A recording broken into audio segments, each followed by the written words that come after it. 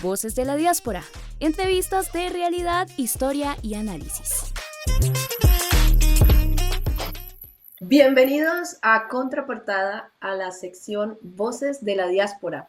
Hoy estamos aquí reunidos 4 colombianos que vivimos en Alemania y queremos comentar con ustedes un poco las elecciones en Alemania, que serán en pocos días. Pues le doy la bienvenida a los compañeros Iván Niño, Jaime Beck y Álvaro Sánchez. Y mi persona, Mónica López. Pues para empezar, hemos pensado que podemos hacer una pequeña introducción de qué es lo que está pasando, por qué tenemos en estos momentos otra vez elecciones en Alemania.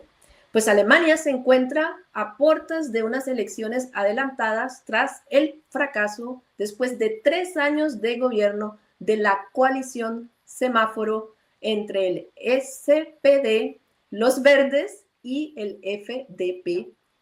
El canciller federal planteó la cuestión de confianza en el Bundestag según el artículo 68 de la Ley Fundamental.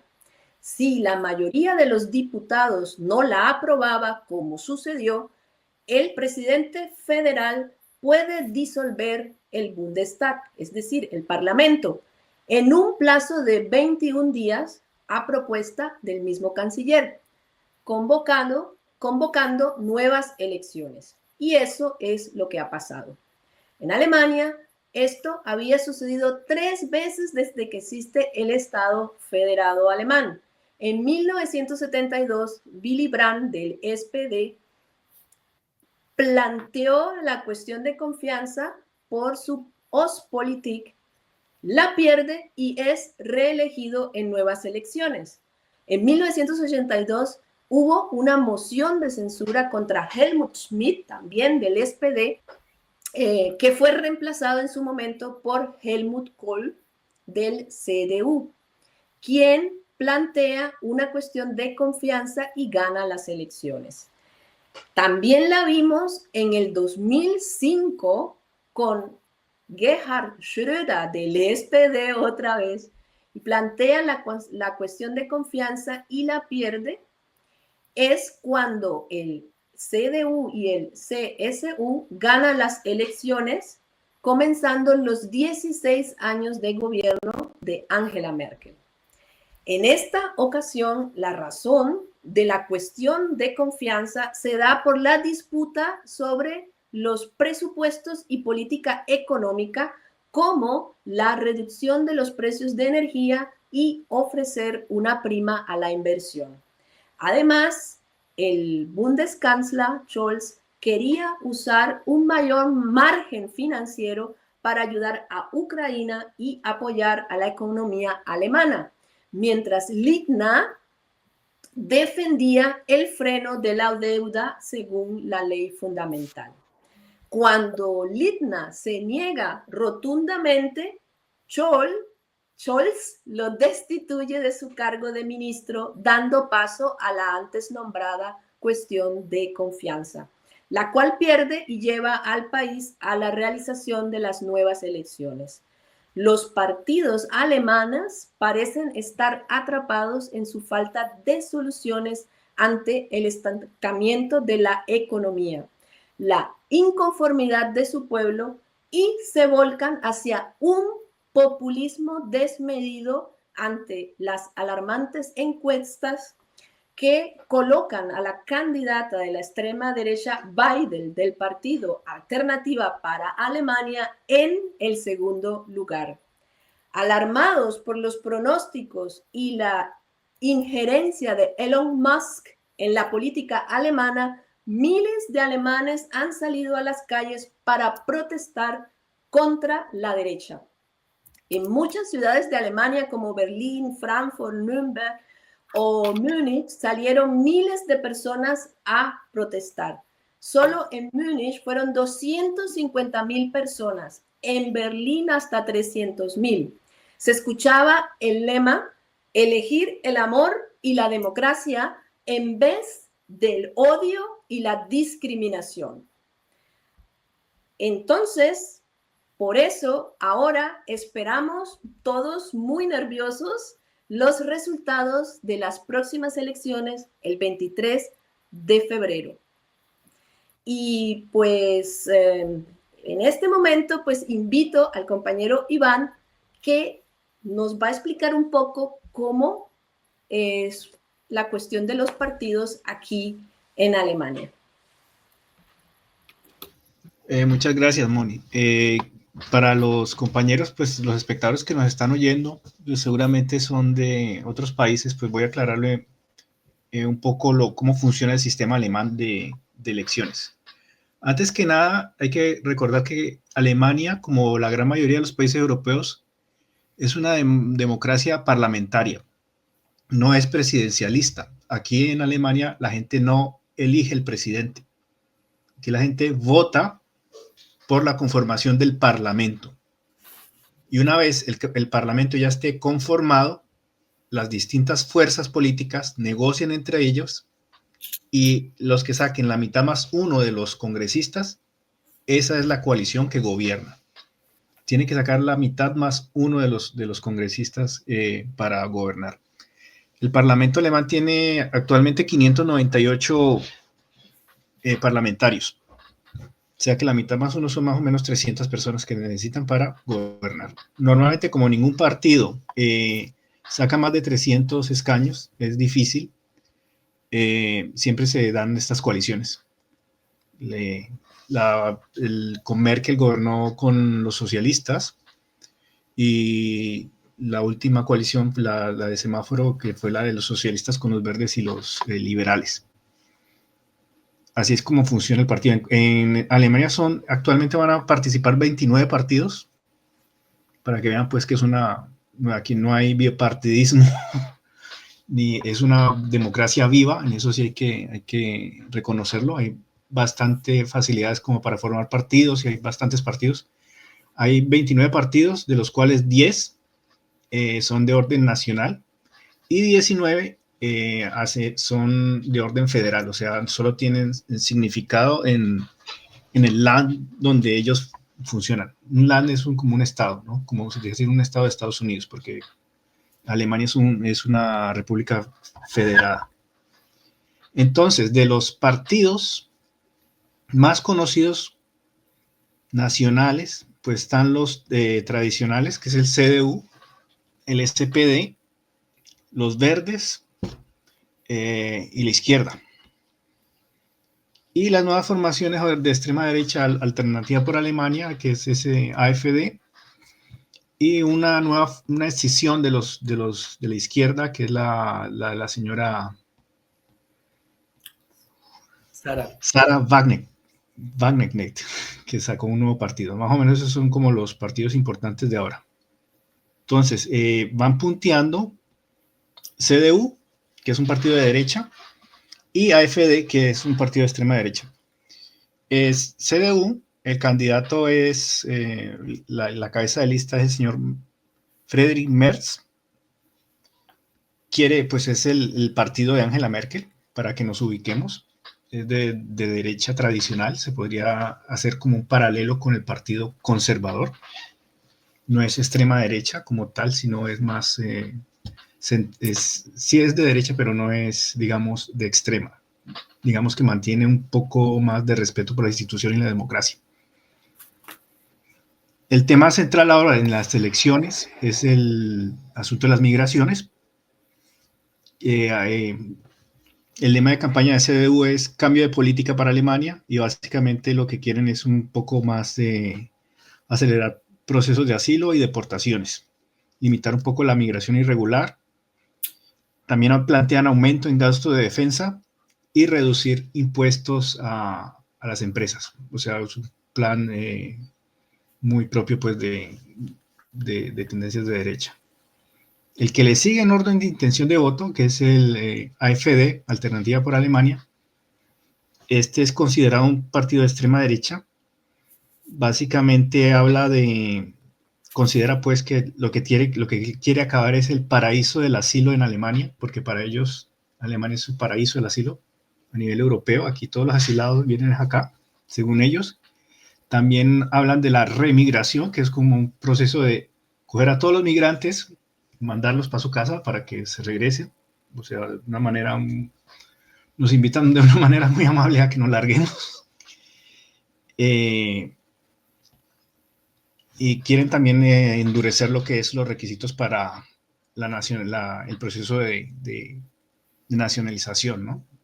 Aún más. O sea, los van a elevar, ¿no? Hacer más difícil que una persona sea alemán. Esa es una de las cosas.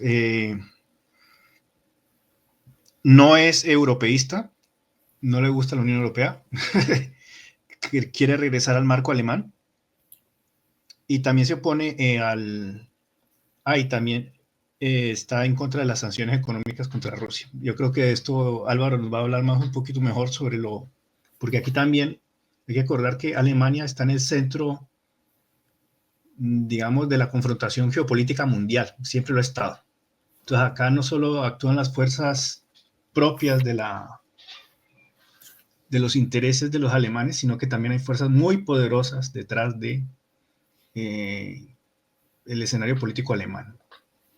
Clave, la confrontación entre Estados Unidos y Rusia y pues todo el asunto geopolítico ahorita relacionado con la guerra de Ucrania, que por cierto ahorita se reunieron, creo que están reuniendo ahorita en Arabia Saudita las dos partes de Estados Unidos y Rusia, y eso afecta, ¿no? Y Alemania es la primera economía europea y prácticamente es el alfil de, pues, el principal actor geopolítico de Europa. Entonces, todo lo que pase en el mundo, ahí está Alemania. Siempre está atravesada en el medio. Para bien o para mal, es un factor, es un país importante. SPD, los socialistas, que son el actual canciller de esa formación, pues el eslogan de ellos es más para ti, mejor para Alemania. Básicamente es lo mismo, buscar justicia social, mayor nivel de justicia social, hacer la vida más asequible, mantener las pensiones estables, es que habla de pensiones estables.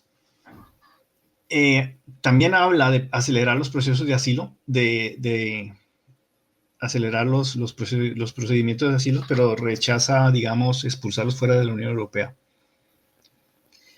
Y en política exterior, apuesta a seguir apoyando a Ucrania. ¿Sí ven? Ahí está otra vez, ahí está el tema de la guerra actual. Los Verdes es un partido ecologista. En teoría, nuestros verdes son de estos verdes, viene siendo de la misma línea. El eslogan de ellos es crecer juntos. También hablan sobre hacer la vida asequible, proteger la naturaleza, el clima y fortalecer la economía, sí, pero sin comprometer al medio ambiente. Su posición respecto a Ucrania no la desconozco, no la conozco, pero creo que Álvaro nos lo podrá aclarar. Impulsa lo que es un poco la justicia social y un énfasis particular en los asuntos ambientales. Digamos que ellos sí son más ambientalistas que nuestros verdes. La izquierda, Die Linke, que ahorita son los quintos que aparecen ahí, tiene un eslogan que me gusta mucho. Todos quieren gobernar, nosotros queremos cambiar. Entonces ellos como que apuntan a un cambio del sistema como tal, que presenta una alternativa socialista, critica mucho el capitalismo. Creo que no está a favor de endurecer los procesos de inmigración. No, creo que es de los pocos que se posiciona contra la corriente actualmente. FDP, que son los liberales, que también están en la coalición, que fue por lo que son estas elecciones. Esos son los liberales, no son los liberales de Colombia, sino, digamos, son los liberales de Milei, por así llamarlo, son los neoliberales. O sea, son pro mercado, poca intervención del Estado, libre mercado, más beneficios a los empresarios, menos impuestos, Estado pequeño, reducción del Estado, suministro de presión. Esos son los liberales, FDP. Y también también han adoptado la posición de ser críticos con la migración. Prácticamente es el tema actual, no sé, que va a definir las elecciones. Por último está, y para terminar, está el nuevo partido de izquierda, que se llama la Alianza Sarah Wagenknecht, que ella era una líder de Die Linke, o sea, de la izquierda, y ella salió de la izquierda, del partido de Die Linke, y fue a armar su propio partido, por aparte, y en teoría mantiene un poco las políticas de izquierda, pero quiere poner fin a la inmigración descontrolada, o sea que también está en la posición de limitar la migración. O sea, prácticamente vemos que el tema migratorio, que a mí me parece que es un poco de chivo expiatorio para no afrontar otras soluciones, va a pesar mucho aquí, ¿no? Y prácticamente todos, casi la gran mayoría de los partidos apuestan por endurecer, controlar más la migración en Alemania, y porque supongo que ellos pensarán que eso es lo que está ahorita dando votos.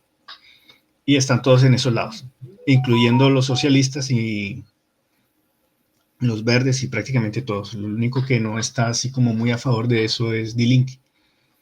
Vamos a ver qué es lo que sucede. Y eso es mi parte. No sé, Álvaro, si nos puedes ayudar con el análisis geopolítico aquí de las elecciones alemanas, cómo nos afecta todo lo de la guerra de Ucrania y la posición de Trump ahora de finiquitar eso.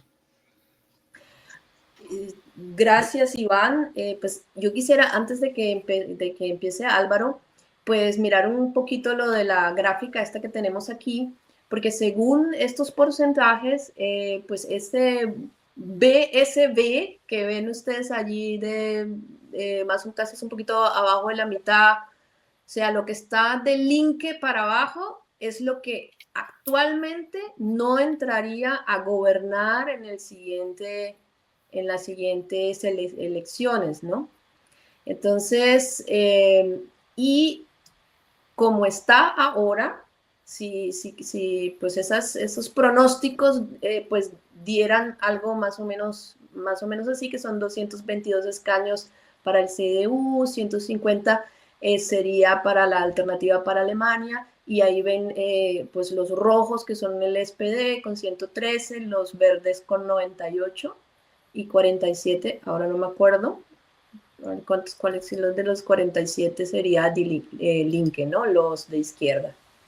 Entonces, como para darles una idea de más o menos, estos datos son tomados de una asociación sin ánimo de lucros que se llama DABUM, que ya toma varios análisis de distintos encuestas que se hacen, y ellos sacan de todo eso pues como un resumen.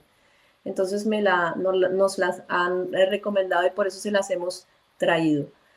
Entonces, pues para seguir adelante, ahora sí, para darle cabida a nuestro compañero Álvaro, pues nosotros queríamos iniciar más o menos como de que nos explicaras un poco sobre qué significa esta crisis estructural que estamos viendo en Alemania, cuáles son las razones para la situación a la que hemos llegado, en que pareciera que Alemania pues está derechizando, y todos con el moto afuera a los extranjeros. Ok, para hablar del tema hay que mirar un poco el contexto en que se ha venido o que se ha estado influenciado, y cómo ese contexto en realidad es lo que influye en las tendencias que tenemos hoy. ¿Cuáles son las tendencias? Las tendencias son, por un lado, hay un reavivamiento de ciertos partidos, ¿ya?, que tienen un enfoque nacionalista y con una visión claramente ultraderechista. Y por otro lado, hay una crisis, algunos le llaman estructural, otros no, pero que de una u otra manera se está ahondando.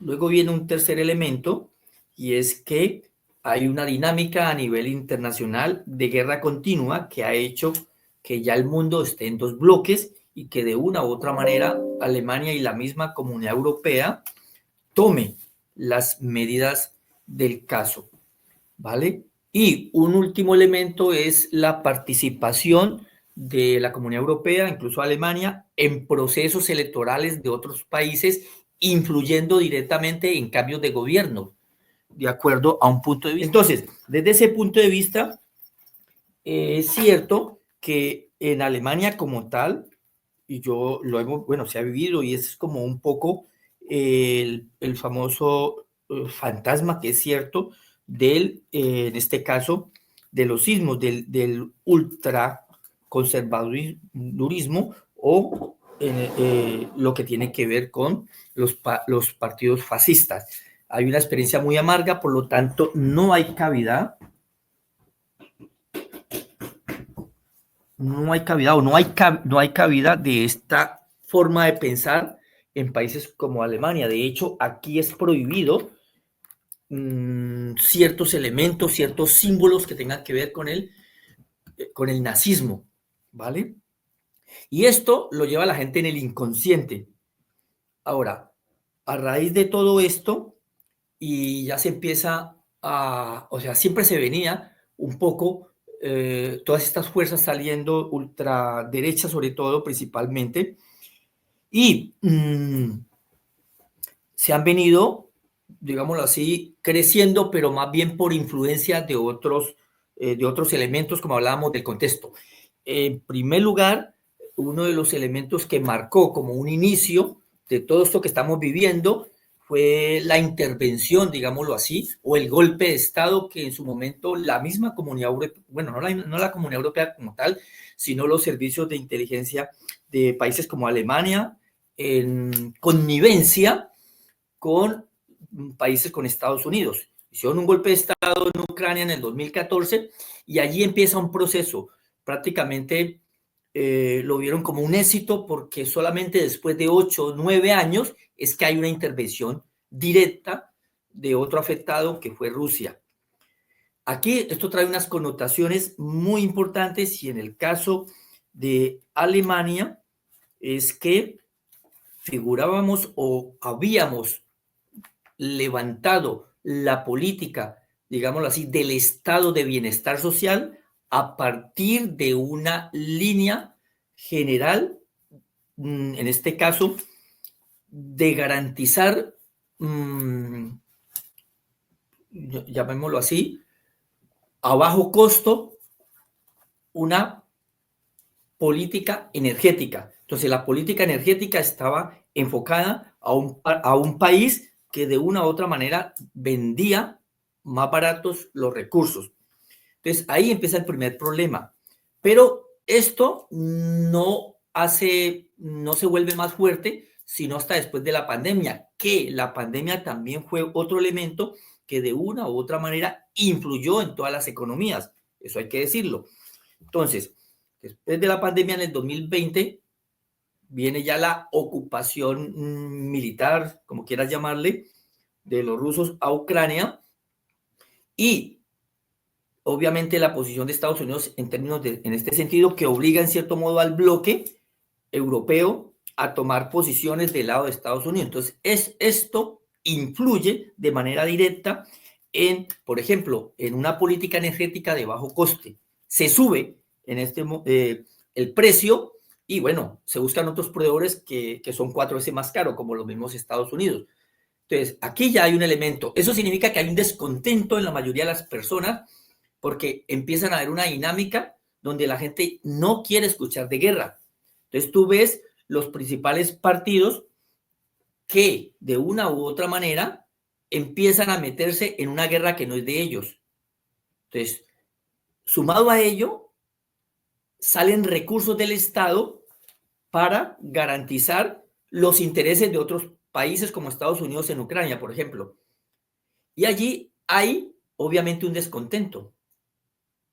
Las personas empiezan un poco a reavivar esos elementos ultras y es un caldo de cultivo para la ultraderecha en ese sentido. Razón por la cual, y como lo hablaba Iván ahora, partidos como la misma AfD está en contra de las mismas sanciones, ¿ya? Está en contra de una política energética estadounidense es muy costosa, ¿no? Y que influye directamente en el empresariado alemán. Entonces, aquí empiezan a darse unos elementos que tienen que ver con el descontento de la población, en su mayoría, personas de clase media hacia abajo, porque claro, ya ven que nos estamos aproximando a una guerra. Hemos subido de palabras, tonos, ¿ya? Y siempre el partido de gobierno, por ejemplo, empieza en un proceso, y lo hablaba también Mónica, en donde quiere endeudarse para garantizar recursos tanto para el Estado, pero a su vez para apoyar a otro país. Algo que pues es anormal y que detrás de eso uno sabe que están todas las inteligencias, ¿no? Los grandes grupos generadores o fabricantes de armas y los grandes lobbies, etcétera, etcétera, y que en última eso tiene un sello, ¿no? Eso es una guerra realmente entre Estados Unidos y Rusia, que ahora están solucionando el problema ellos dos, sin invitar a la Comunidad Europea y sin invitar a la misma Ucrania. Realmente cuando ellos dos se pongan de acuerdo se acaba la guerra. Cuando los gringos digan, ya no oriento más a Europa que haga esto, o yo ya no hago esto, lo otro a través de la misma OTAN, pues se acaba. Sí, seguro que sí, ¿vale? Bueno, y esto sumado a un proceso que también se viene encima, y es que la OTAN empieza de una manera agresiva a expandirse. Eso todo el mundo lo sabe. Pero el problema es que empieza a obligar a sus integrantes a aumentar o a cumplir con unas metas, que en este caso es el 2% del Producto Interno Bruto, para que se invierta en recursos bélicos y en desarrollo de tecnología, etcétera, etcétera. ¿Qué implica eso? Implica que una parte de los dineros se van a ir para este sector. Por lo tanto, el país de bienestar social que teníamos, que en un momento determinado todos podían caber y no había como mucha preocupación, hoy empiezan a mirar que no va a haber dinero. Aquí no es como Estados Unidos, que cuando tiene ese problema de crisis, pues va, imprime y no hay problema. Ellos lo pueden hacer porque pues realmente su dólar se mueve a partir de la fuerza militar, y fuera de eso, de la confianza que ellos generan, pero ellos pueden imprimir y nunca tienen esos problemas, y el Estado está endeudado y no pasa nada. Aquí no se puede hacer eso, ¿vale? No se puede hacer eso porque el Banco Central Europeo maneja desde otra lógica. Entonces, ¿qué pasa? Cuando este 2% empieza a ser obligatorio, ¿vale? Salen recursos. Entonces ya las personas empiezan a ver otros problemas, que son, tú también lo decías ahora, Iván, caballitos de batalla como la emigración. Entonces, pero la emigración no desde el punto de vista cultural, desde el punto de vista de que llega gente aquí a hacer maldades, sino desde el punto de vista económico. La emigración nos está quitando dinero, porque entonces aquí llega una señora o un señor, pide un asilo y hay que mantenerlo, hay que darle las cosas, y no es justo. Claro, ya se están midiendo porque primero ya estamos comprando la energía muy cara, 4 veces más caro, o sea que recursos por ese lado son complicados. 2, vamos a una guerra porque Alemania, en la medida que cada día entra a sus narices como una de las potencias o como uno de los motores de desarrollo hacia el este, pues no está generando problemas, porque va a tener que poco a poco ir preparando su fuerza militar. Tú no puedes ir a otros países a montar golpes de Estado, a mandar tu inteligencia a que hagan esto, a que hagan lo otro, cuando tú no estás preparada. Entonces empieza un discurso, ¿vale?, de algunos sectores de aquí de Alemania a generar todo un preámbulo, y nos están preparando, ¿vale? Eso también tiene influencia. Entonces, hay otros partidos que empiezan a manejar otro discurso, por ejemplo, el discurso de la paz. ¿Ya? Eso hay que decirlo, la ultraderecha lo está manejando. algunos sectores de la izquierda también lo hacen. O sea, no tiene sentido estar en contra de las sanciones de Rusia cuando realmente, incluso en términos de posición económica mundial, Alemania ha bajado casi que 2 puestos.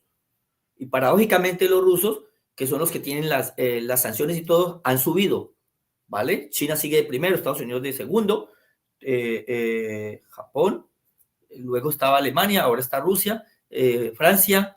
Bueno, todo esto ha generado cierto problema, pero claro, independiente de ello, mucha gente dice que no es una crisis, que realmente es algo coyuntural y que hay que adecuarse, por ejemplo, con las nuevas tecnologías para garantizar una política energética barata, ¿vale? Para no volverle a comprar a Estados Unidos, que te lo compra, pues que te lo cobra 4 veces más caro, obviamente, aunque es el mismo petróleo ruso, ¿no? Da la vuelta o el gas, ¿vale? Y lo otro es que todo este descontento, de una u otra manera, va marcando posiciones.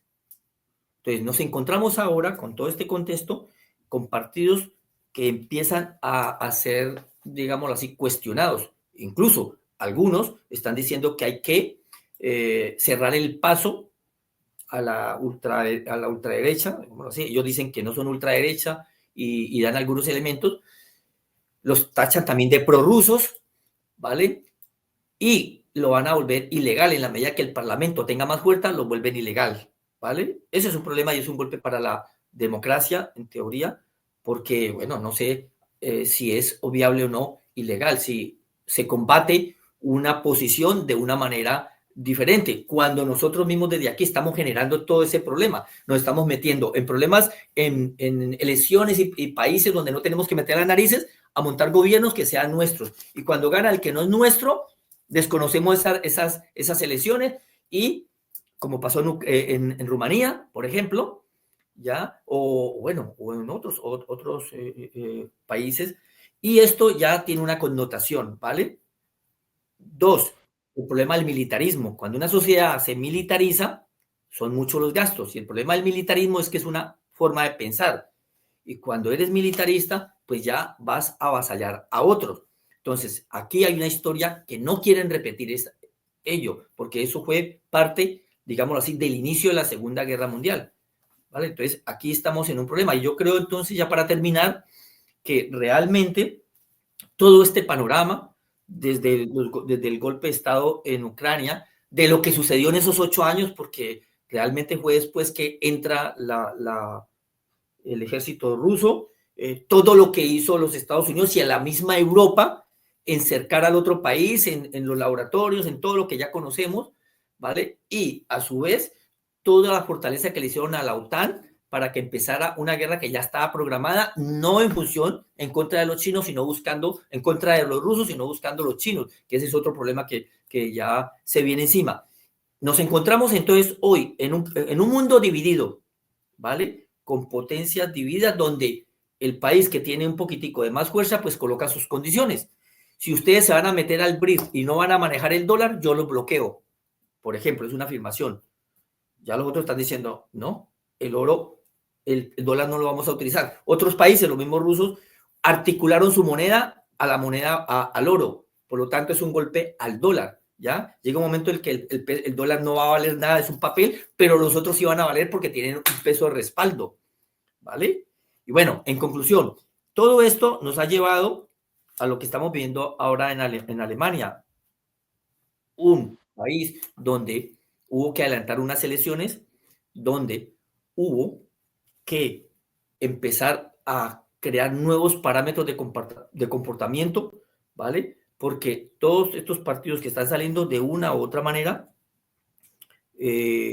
van a colocar o no una posición, y donde en últimas puede estar incluso en riesgo la misma unidad de la Comunidad Europea. ¿Vale? Yo dejaría hasta allí.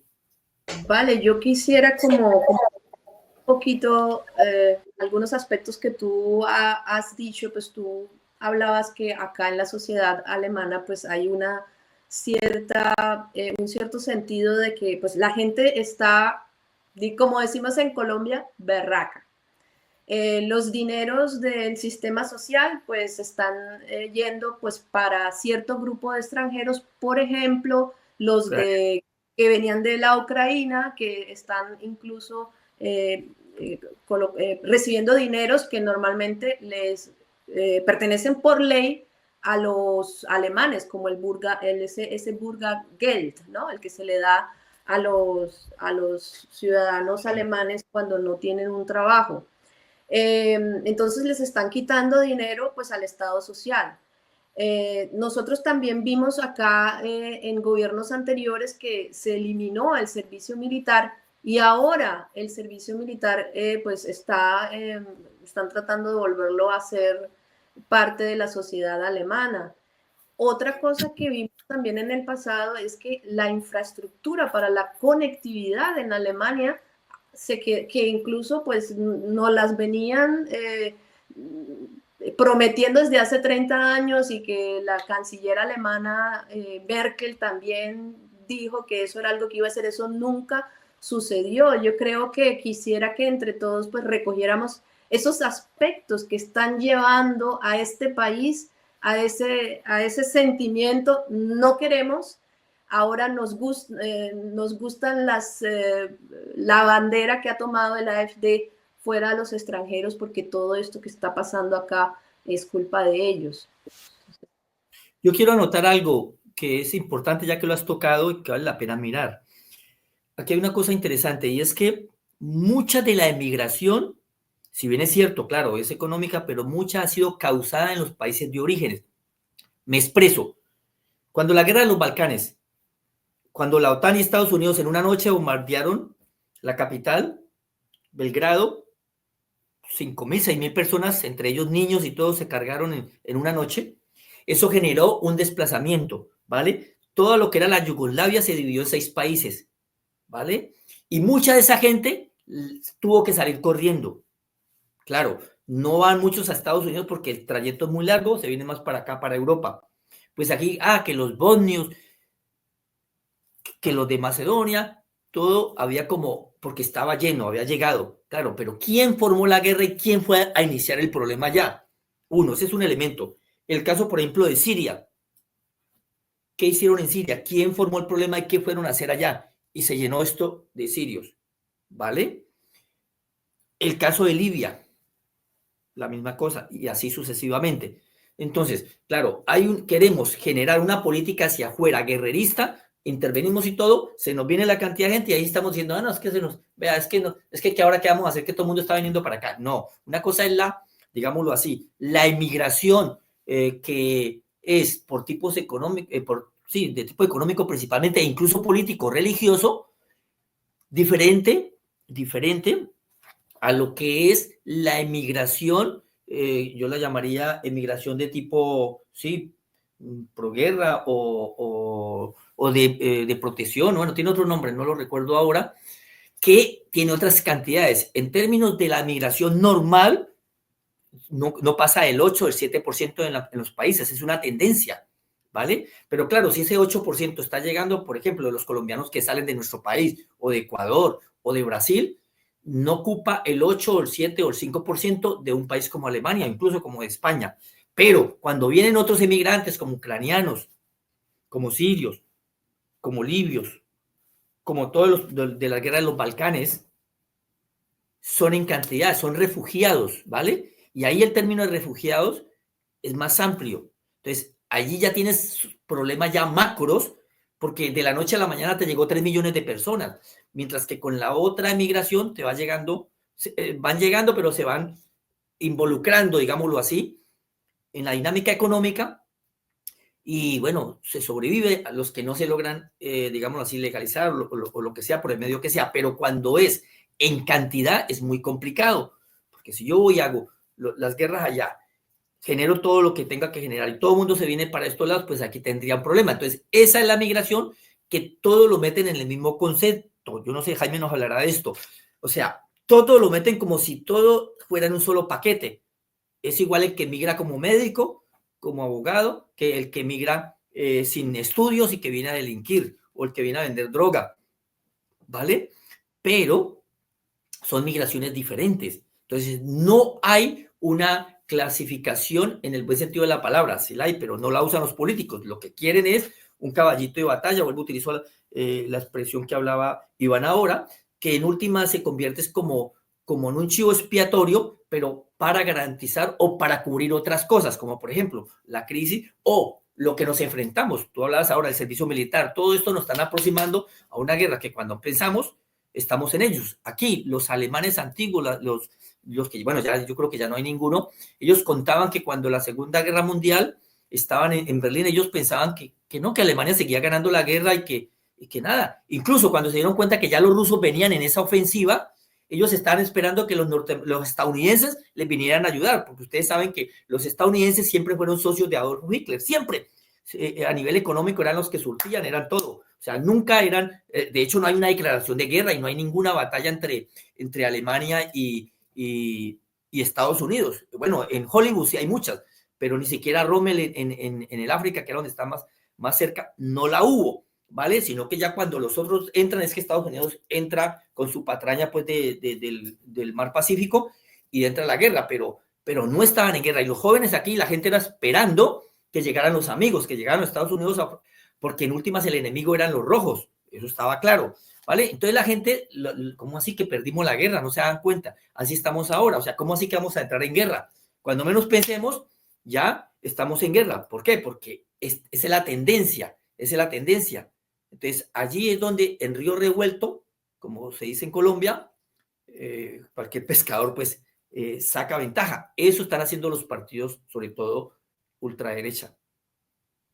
Pues yo creo que las marchas nos demuestran que pues no todos los alemanes, y ni tampoco como yo lo escuché en los medios colombianos que querían pues dar ese sentimiento que acá los alemanes también quieren que todos los extranjeros nos vayamos porque les estamos quitando el trabajo. Eso no es cierto, no es cierto, porque hay muchos alemanes que efectivamente, lo hemos visto, han salido a marchar en contra de derechismo que está saliendo acá en Alemania. Yo quisiera quizás que pues Jaime, desde su punto de vista como ciudadano coloamo-alemán que lleva ya muchísimos años acá en Alemania, pues tú, ¿cuál es tu punto de vista? ¿Tú cómo ves ese sentimiento de los alemanes acá ante la situación? Bueno, yo creo que estoy de acuerdo con muchas de las cosas que mencionan los compañeros aquí. Y me doy cuenta, después de haber tenido una charla esta tarde también con un grupo de académicos que nos encontramos una vez a la semana a charlar sobre la política la política alemana y Latinoamérica, ¿no? La situación política. Ellos siempre están comentando, son un poco más de derecha que de izquierda, pero lo interesante es que me doy cuenta que, por ejemplo, ellos estaban casi media hora discutiendo si lo que está pasando en Gaza es un genocidio o es una guerra. 20 minutos discutiendo sobre eso. Yo le dije, mire, con todo respeto, uno se da cuenta del conflicto moral interno y económico que tiene Alemania para decir, carajo, sí, eso es un genocidio. Están matando gente delante de nuestros ojos, delante de las cámaras todos los días, los están mandando para el norte para cogerlos ahí a bombardearlos. Eso no tiene mucha diferencia a Guernica. Guernica pues no solamente cuenta la cantidad de muertos, sino la manera tan cínica de matar a la gente. Es un genocidio. Pero yo les decía a ustedes, ¿por qué se mueren? Siendo profesores, académicos, todos ellos, y han sido empresarios, presidentes de grandes compañías multinacionales en Latinoamérica, han vivido muchos años en Latinoamérica, son alemanes con mucha conciencia política, ¿no? ¿Por qué lo menciono? Porque yo creo que cada uno, cuando tú me dices cuál es tu opinión, no tengo una opinión, hay muchas opiniones. ¿Que estamos en una crisis? Sí. ¿En qué crisis estamos? Cada uno interpreta lo que está pasando dependiendo de los intereses propios. Ahora, cuando estamos nosotros como colombianos, estamos hablando y lo vemos más bien por la parte de la integración, la división entre derecha e izquierda, el miedo de la extrema derecha de ser expulsado, de tener un maltrato aquí en Alemania. Ellos, como gente establecida aquí en Alemania, ya de edad, el mayor miedo que ellos le tienen sin que lo articulen es perder alguna estabilidad. Ellos todavía creen en ese mundo antiguo que había dos partes, la una buena, que era los Estados Unidos, la una mala, que es Rusia, y el resto del mundo se dirigía más o menos por los valores éticos que decía Europa. Entonces, cada uno lo ve de su propia perspectiva, cada uno interpreta lo que está pasando.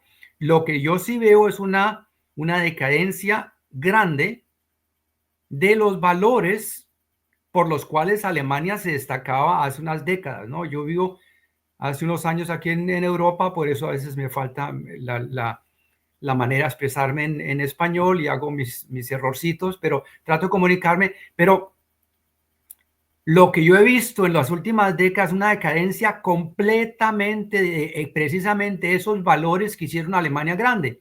Alemania grande, esa parte pareja, esa equidad entre ser una nación muy industrial, muy concentrada, una economía que iba echando para adelante, floreciendo, con mucho juicio, con mucha disciplina, los valores correspondientes a eso, que es disciplina, puntualidad, profesionalidad y todo. Y al mismo tiempo un aspecto muy social, ¿no? Que prácticamente el cinturón medio era lo más grande que había aquí, ¿no? La pobreza alemana casi no existía, para decirlo así. El que era pobre aquí seguía siendo muy rico allá en Colombia, ¿no? Y hemos una gran franja de gente que al mismo tiempo de participar en este desarrollo de Alemania positivo, que también participaba económicamente y devolvía pues la economía, entonces estaba funcionando. Yo creo que en el momento que se comenzaron a perder esos valores, que lo comenzás a ver también, porque hace falta las personalidades en la política. Yo le digo, los políticos son un reflejo de la sociedad. Nosotros elegimos a esa gente. Entonces, en ese tiempo que había un Willy Brandt, ¿no? Que había un Strauss, un Helmut Wegener, ¿no? Un Gysi que todavía existe, el Gysi todavía está en el panorama político. Pero un Helmut Schmidt que hasta el día que murió, ese señor era una entidad, era en una autoridad en valores, valores que pasaban por las líneas, que si era SPD, CDU, lo que sea, cualquier partido, eran valores que valían y que pesaban en esa época, y eso se ha ido deteriorando completamente, lamentablemente, ¿no? Imagínense ustedes, cuando yo pensaba sobre los Estados Unidos, un país tan grande, un mundo de gente por allá y solamente dos viejitos, ¿no? Yo mismo soy un viejito, ¿no? Dos viejitos de alternativa para presidencia. Uno que está que como que ni siquiera ya puede caminar, y el otro que es un déspota. Y una nación tan grande, decidir entre dos personas, no tener una variedad de políticos, que yo poco conocía el panorama político de Colombia, pero en este momento en la izquierda colombiana tenemos más personalidades que me parecen no equipados con la experiencia política, pero con valores, con las 3C de Bolívar, ¿no? Cabeza, corazón y, por respeto a Moni, no digo la tercera C, pero, ¿no? Cabeza, corazón y valentía, ¿no? Que no lo tienen y hace falta. Y terminamos aquí en Alemania, también un país que era uno de los líderes de Europa, que dejó de hacerlo, según mi parecer. Que terminamos eligiendo a Scholz, teniendo en cuenta que es la persona que tenía el Ministerio de Finanzas en el momento que ocurrió ese gran escándalo de Wirecard, que es 1,9 miliarden, con 12 ceros escrito. No, eso es increíble, y que ese señor se pone, ese es el canciller nuestro, se pone ahí 2 o 3 años más tarde y dice, se me olvidó, no me acuerdo, ¿no? Entonces, y eso lo dejan. Entonces, para mí, eso es una se están deteriorando los valores que hicieron grande esta nación, se están deteriorando, y eso se muestra en la falta de orientación política, falta de líderes políticos, porque en este momento prácticamente muchos alemanes van a votar, pero ellos no van a votar porque están convencidos de que Merz va a arreglar la vaina o que es Scholz que sí lo está haciendo, no lo está haciendo tan mal, o que va a ser Wagenknecht, no, ellos no están convencidos de eso. Todos los que hablan, o sea, el que haga el menor daño. Imagínense, uno tener que elegir el que menos daño haga, ¿no? Lo que llevamos haciendo hace 500 años nosotros. Sí, para ser como que más mejor, un poquito más mejor de lo que... No, eso es una locura. Entonces, a mí me parece que Alemania está en una crisis y cada uno desde su propio enfoque lo denomina como una crisis migratoria. Nosotros los extranjeros, lo que nos identificamos con los extranjeros, es una crisis migratoria que no lo es. Es una crisis económica, sí lo es, pero es una crisis medioambiental, lo es también. Y lo que me parece más crítico de la situación en Alemania es que la prioridad de los temas políticos no los ponen ellos mismos hoy en día, se los ponen de por fuera. Viene un Donald Trump y dice, yo voy a ganar las elecciones, gana las elecciones y antes de entrar a ser presidente ya tiene a toda Alemania especulando qué hacemos cuando él se levante por la mañana con el pie izquierdo o que estornude, qué hacemos con Donald Trump, ¿no? Y es apenable. A mí me da pena pena ajena por Alemania. La parte migratoria, y les podía contar 3 horas, 4 horas sobre la parte migratoria porque llevo ya casi 10 años trabajando con eso, pero yo creo que Alemania hizo en un sentido una obra humanitaria muy bonita en aceptar el 2015. Estoy muy de acuerdo con lo que hizo Angela Merkel, pero no estoy de acuerdo con la manera que fue tratado, burocratizado, de una manera absolutamente estúpida, ¿no? Lo que decía uno de ustedes, que el que llega aquí como refugiado, ¿no? Solamente tiene que mostrar su pasaporte y digo, yo vengo de Siria o yo vengo de Ucrania, yo vengo de un país ahí. Inmediatamente tiene económicamente más derechos, póngale por ejemplo, un ejemplo, que mi esposa que trabajó toda su vida aquí en Alemania, ¿no? A esa gente en la parte monetaria, ¿no? Bueno, y yo no estoy de acuerdo que se les retache a la gente que, no, que ellos vienen por la situación económica en Alemania. ¿Qué se le puede criticar a una persona que quiere tener una mejor vida, no? La estupidez es tratar de hacerse pasar por refugiado de seguridad, de la seguridad en su país y lo que busca es un beneficio económico. Ahora, lo que sí me parece muy importante es lo que nosotros podemos hacer como emigrantes, como colombianos, como gente latinoamericana, es concentrarnos en los valores que nosotros podemos educar y los valores que nosotros podemos representar, cómo queremos que nos vean los alemanes, que nos vea el europeo. Como las niguas aprovechadas que se van metiendo ahí con un poquito de criminalidad, un poquito de sacándole ¿cómo se llama? El espacio a la criminalidad y la falta de ¿cómo se llama? De leyes que no nos son, o somos la gente que venimos a aportar. Y eso es un llamado a nuestra gente que las cosas que no podemos cambiar en ese país, pues las dejemos porque no las podemos cambiar. No tenemos la influencia, ¿no? Ese país está en una crisis y nosotros podemos aportar a que se mejore la situación. Siendo buenos inmigrantes, siendo buenos ciudadanos, no importa de dónde vengamos y cuáles son las razones por que se vengan. Y yo creo que ahí tenemos mucho que aportar, ¿no? Alemania, por muchos años, en mis ojos, se ha dirigido mucho, se ha guiado mucho por intereses económicos, intereses viendo a los Estados Unidos como la brújula, como el norte de Alemania, donde ir, y yo creo que han dejado bajar muchos otros valores que hicieron la Alemania de Dichter und Denker, ¿no? No sé cómo se traduce en español, de los pensadores, de los filósofos, de los escritores. Y de los poetas. De los poetas. Entonces yo creo que es una crisis que comienza con la cultura, que nos lleva a tener una inseguridades en las partes políticas, en los valores políticos, que nos lleva a elegir la gente oportunista y que nos lleva a tener, en este momento, lo que menos tiene Alemania es exactamente esa estabilidad que debería tener en una situación tal. Porque no tuvimos en Europa guerra por no sé cuántas décadas y ahora tenemos la guerra aquí al lado de la puerta, ¿no? Entonces, yo creo que necesitamos estabilidad y una persona, digamos, que aparenta la estabilidad de Pistorius, ¿no? Pistorius es el Ministerio de Seguridad aquí, ¿cómo se dice? Defensa. De defensa.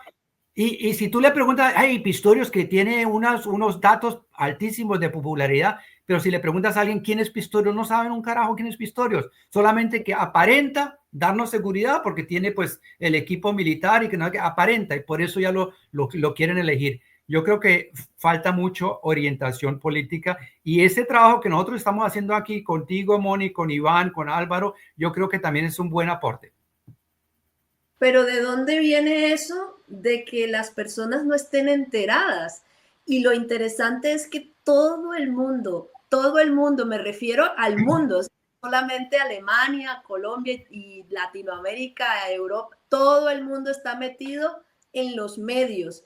Eso me lleva, en los medios, pues los medios sociales, eso me lleva al tema con el que me gustaría que redondeáramos la cosa, porque ¿qué papel juegan los medios en Alemania para que la situación esté como esté?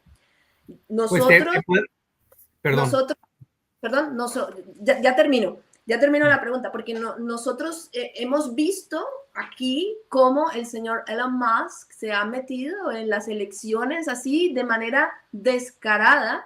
A mí me llegó hace poco un cartel, pues un folleto en donde aparece él con la señora Biden en una foto y que nos están diciendo que son los mejores. Entonces, ¿cómo es posible que esto esté, esa injerencia de un país como Estados Unidos o de un ricachón, digamos, se esté viendo aquí en Alemania? Y pues eso sería como mi introducción para que redondeáramos y habláramos sobre el papel de los medios también aquí en Alemania.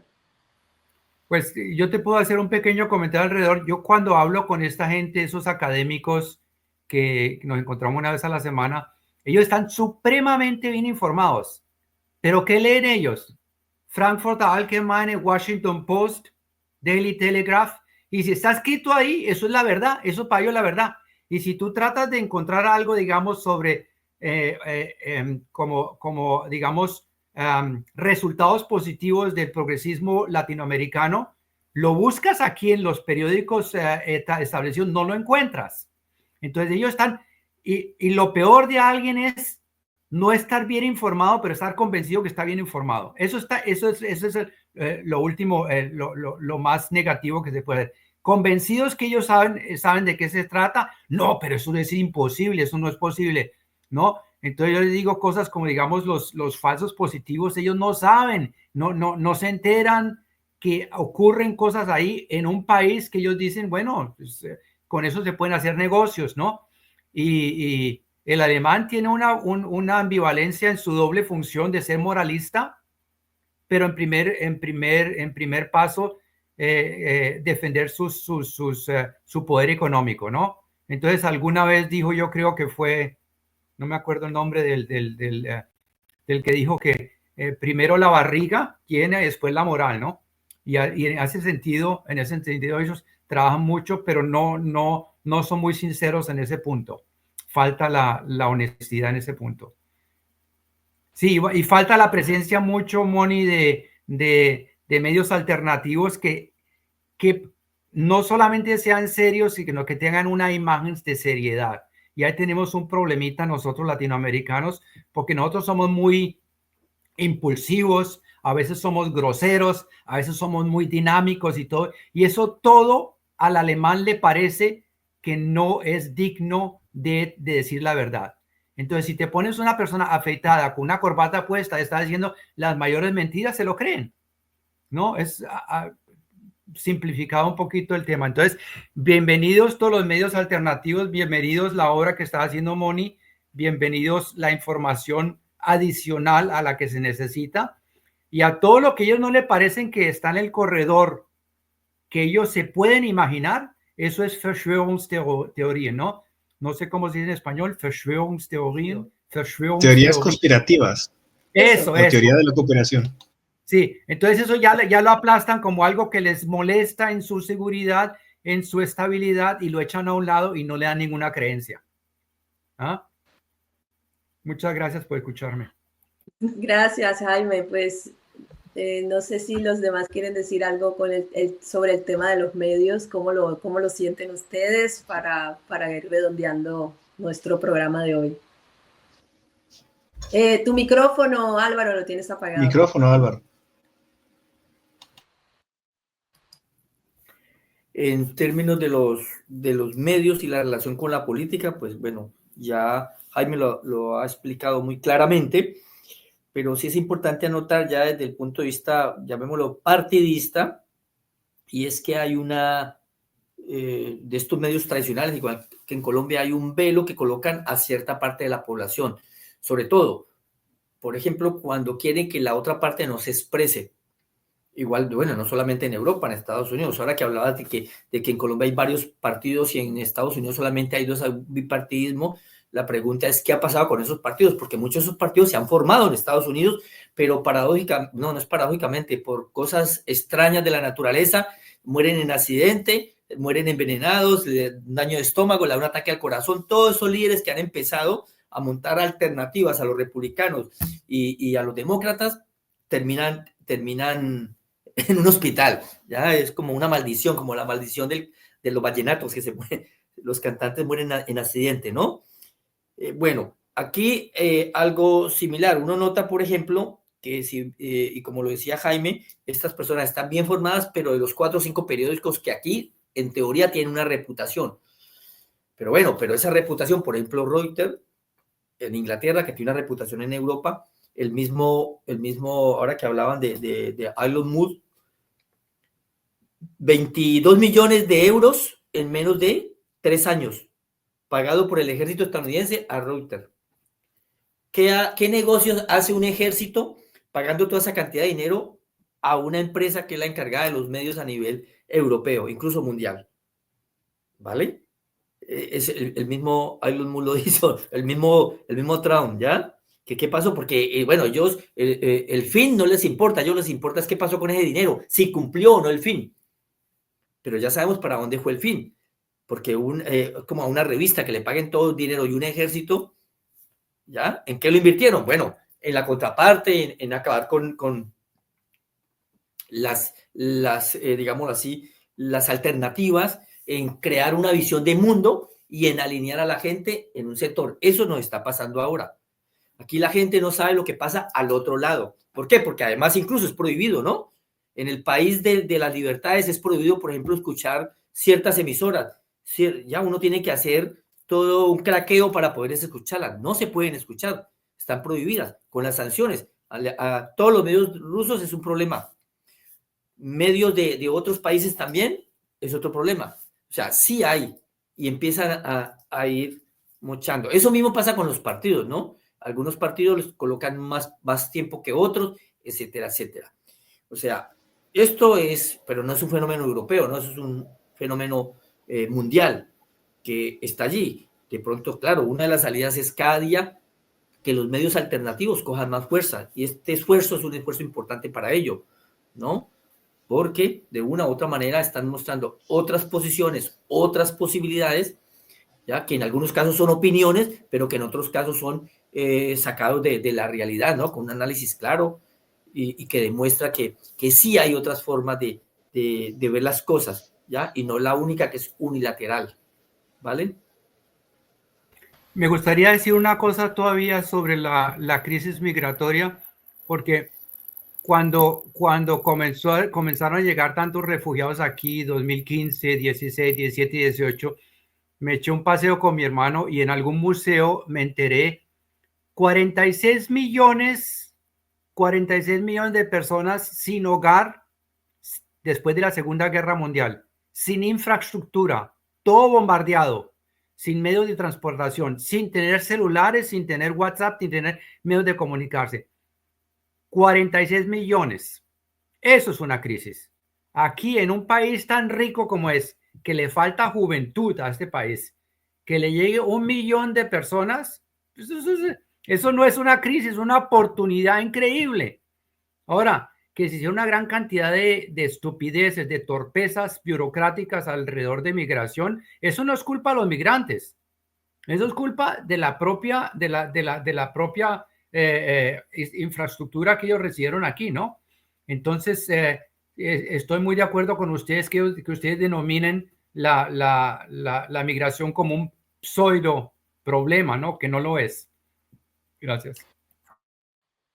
Pues bueno, entonces les agradezco mucho, compañeros, por haber estado aquí. Yo quisiera de todas maneras decir una última palabra, a menos que alguien quiera decir algo más.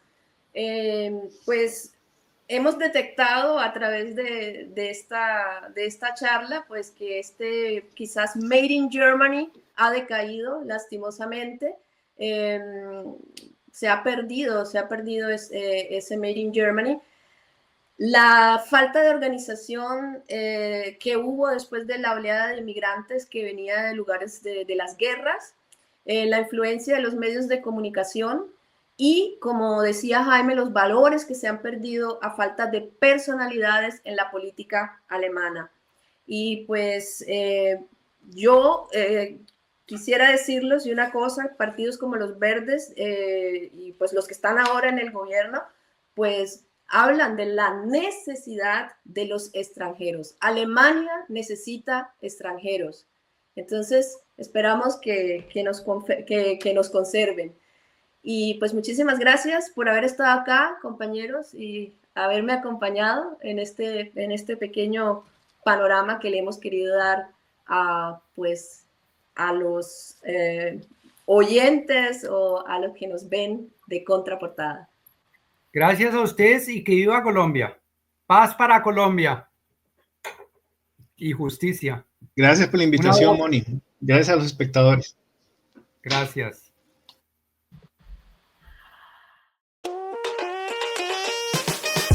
Voces de la diáspora. Entrevistas de realidad, historia y análisis.